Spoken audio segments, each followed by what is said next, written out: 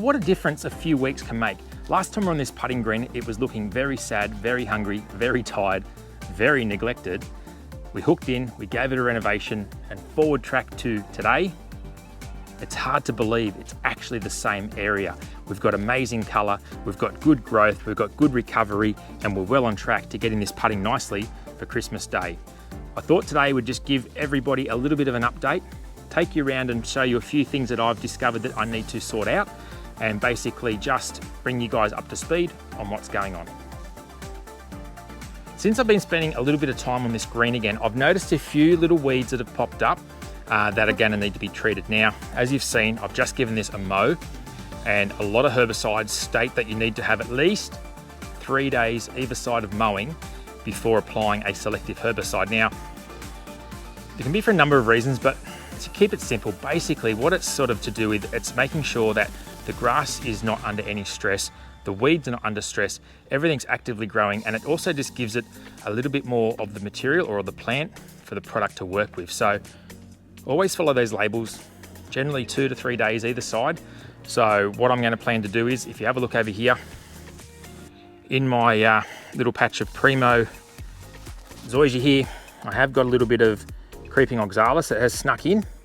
So I need to find a product to treat that with. So probably something like dicamba, or something containing dicamba will be fine, because we've not got a buffalo style lawn that is susceptible to damage by that product, so I'm fine to use it on zoysia, cooch, etc. Now, the other thing I've noticed, and I've had it here for a little while, is I've got little patches starting to establish that I also need to treat with a product that is not suitable for this grass, is Queensland Blue Cooch. Now, the reason that has snuck in is Queensland Blue Cooch will germinate from seed, and I've got another patch up here.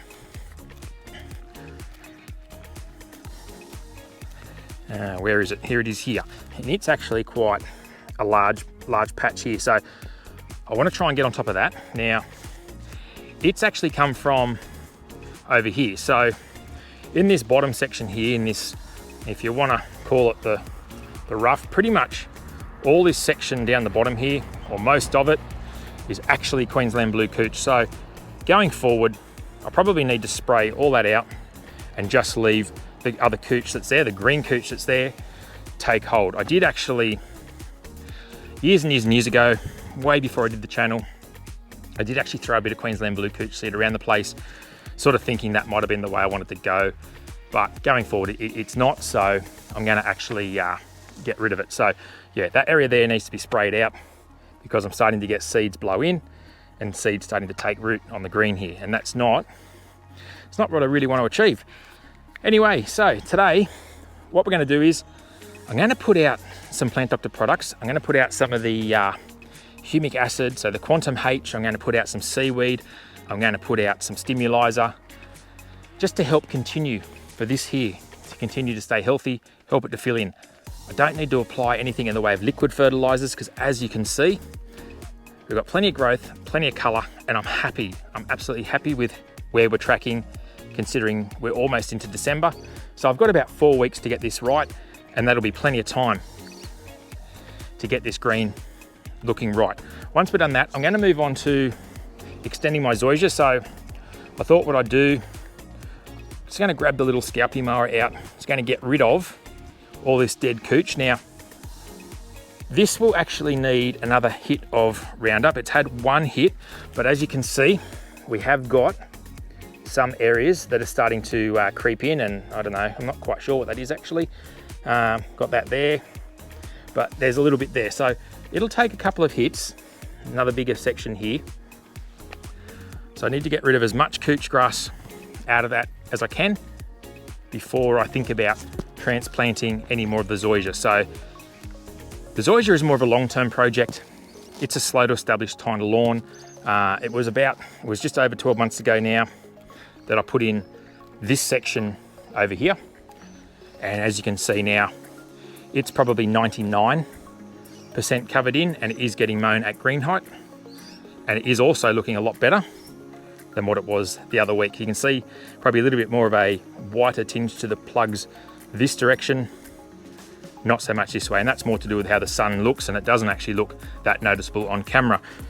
Got a little bit here that needs to be filled in, but other than that, it's looking pretty good. So I need to extend it over here. We'll do this bit here, and as I think I said in the other video, that'll then give me plenty of nursery stock to change that whole green out and turn it into a primo zoysia green. Just before we start applying any products to the green and the surround, I think it's best that we take care of this section here now. Got the little Victor Scalpy mower out. I just want to take away this dead grass material that's here. And as I showed you earlier, there is a little bit of couch grass that has pushed back through. Now that's to be expected because couch is a rhizome and stolon grass. So in other words, it has surface runners and underground runners. It's going to take 1 or 2 or 3, maybe sometimes even 4 applications of Roundup to ensure that you get as much of it as you can. Now you're never going to get 100%, but you can go pretty close. So mission today, let's get rid of this material here, which will expose some more ground. There will be more couch that pushes up. That's when I'll hit it with some more Roundup. And as it slows down, then I'll feel confident enough to start putting some plugs in here of our primo zoysia. And then it's just a matter of keeping an eye on it, because as little bits germinate, I can just brush them with some Roundup as they emerge. And that's how I've had success along here. And touch wood, I've had no couch invasion at this stage. So pretty happy with that. So we'll crack on now. We'll take this down to dirt, we'll clean it all up. Then we'll worry about putting some products out on the green.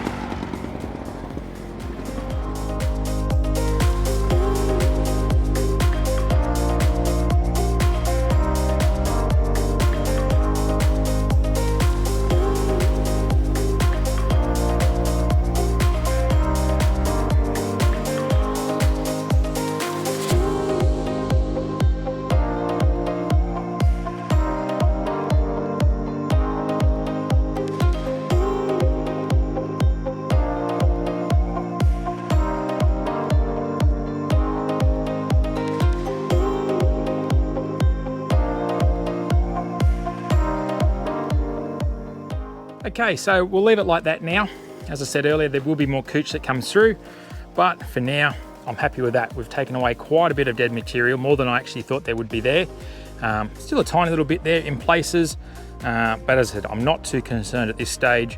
Once I see a little bit more cooch germinate, I'll retreat that with glyphosate, and then I'll start pulling plugs and cores with the Pro Plugger out of here, transfer it to there. Gives me quite a large area to work with. As the sun continues to dry off the green, it's starting to look amazingly good. Now, probably after a couple of more mows, I will actually use a PGR on this. I just want to make sure that I keep it slow and steady. I just want to get a little bit more coverage out of it before I do put PGR down. But going forward, PGR on the greens, potentially the surrounds as well. But for the moment, I think you'll agree, it's looking pretty good and looking a heap better than what it did a couple of weeks ago. Let's move on now to putting out our products. Now, before we start, you don't just have the option of a backpack sprayer. When it comes to these Plant Doctor liquid style products, there's many different ways you can apply it. You can use the easy flow system if you've got one of those. If you've got one of those Hortex hose-on sprayers, you can use one of those. They've also now released a range of these easy to use, ready mixed hose-on packs. Now, this one here is more of a fertilizer product with some iron. But if you were to use this up, there are rates on the website or even on some of the labels for hose-on packs like this. So you could apply it with this. So once you use one of these up and it's empty, you can refill it with anything that you want. So that's a handy thing to keep in mind. And of course, the backpack sprayer. Now, for my money, I like to use a backpack sprayer or the Easy Flow. But anyway, we'll move on to what's going on here. So let's start off with Nature's Soil Wetter. Now this is a natural style product. There's no petrochemicals in it, so it is better for your soil. It isn't as strong as some products on the market, but as a maintenance product, it does a really good job. Now, Quantum H, this is a humic acid product, and what that's going to do is going to help improve our soil. It's going to help improve our moisture holding ability within the soil. It's going to unlock nutrients for the plant, and it's also going to improve and build soil microbe activity. So the little microbes in the soil that help everything live and survive, because of course soil is also, in a roundabout way, a living product. You can always smell if you've got a dead soil because it smells really sour. So that's a good product there. Good old Seaweed Secrets. Now what it does is it is like a vitamin tablet that you might take yourself. So it's not a fertilizer, it's more of a rescue remedy, if you will. So you've got, things for, it'll help against drought tolerance, stress of frost burn, renovation recovery, and in our case here, we're just looking to have overall vigor and continue on a healthy lawn, minimizing the chances of disease. Now, finally, we've got the Stimulizer. Now this is a super duper potent little product. In fact, a tiny little bit, 3 mils per 100 square meters. So a little bit goes a long way. Now, what does this do? What it does is it can unlock nutrients that are locked up in the soil. So it does improve the, it's a powerful chelating agent. So what it does is it unlocks nutrients that are in the ground, makes them available to the plant. It also encourages the plant, in this case the lawn, to develop a strong, healthy root system, and it really does stimulate root growth. So again, a product like this mixed with all these is just a nice little additive to help keeping your lawn looking like mine here. So let's get this out. We will then irrigate this in lightly, especially because we've got some Soil Wetter and some Quantum H. The others are quite okay to leave on the leaf if you want and water them the next day. But in my case here today, I'm going to put it out, then we're going to water it in. When I'm liquid spraying, you'll notice that I actually go up and down on the same line. I just like to give a thorough coverage. Now you can crisscross and do all those sorts of things. The reason I don't is because I've got some lines from the stripes to guide myself.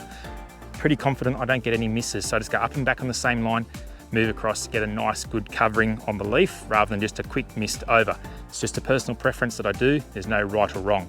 Going forward now, I'm going to switch back to the little Greensmaster 1000, which is a 21-inch cut, where the 1600 is actually a 26-inch cut. So I'm going to bring it back to the smaller mower, as now when I do mow, I'm not collecting any sand. So having that Greensmaster, the 1000 freshly ground, I didn't want to put it straight on some sand and blunten that reel. So going forward back to the 1000 means I can leave the other one at the higher height of cut at the 9mm for the front. And yeah, that's it. Anyway, guys, have a fantastic weekend. I hope you've enjoyed the episode, and we'll catch you next time on the Aussie Lawn.